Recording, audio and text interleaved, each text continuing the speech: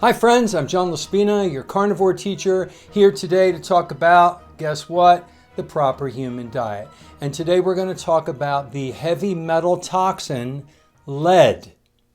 Now we all know, I believe we all know, that lead is not good for us. When we get a high amount of lead in our body, that causes mental development problems in children. It causes a lot of problems in adults.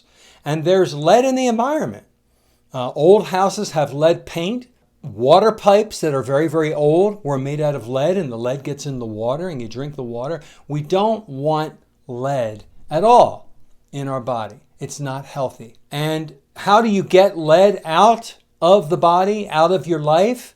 By removing the pipes, by removing the paint. You remove the source of lead. And in that same way, to get carbohydrates, sugar, seed oils, you want to remove them from your life as well. They're not as toxic. I mean, seed oils are, because that's a machine lubricant. Starch and sugar is not necessarily toxic. It is if you have it in moderate to large amounts.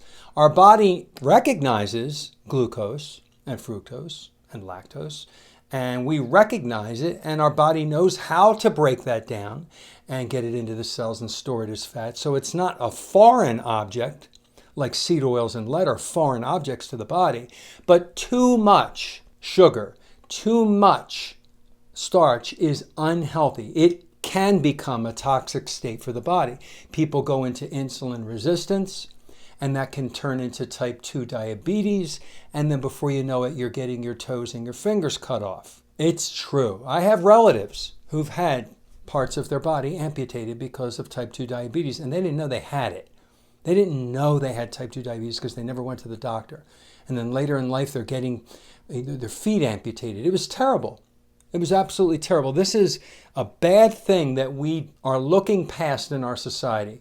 Sugar can be toxic and over a long period of time can cause problems. Just like lead can be toxic. You get the lead out of your life by removing the pipes that have lead.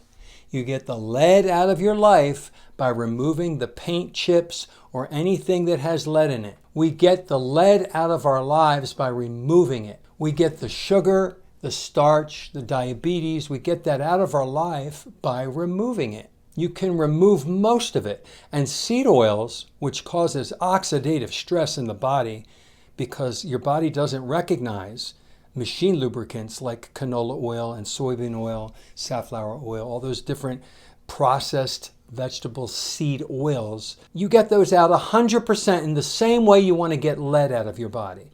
And mercury. Mercury is another heavy metal toxin we find in a lot of fish, a lot of big fish. We want to get that out by removing the mercury from your life. I'm not saying don't eat fish.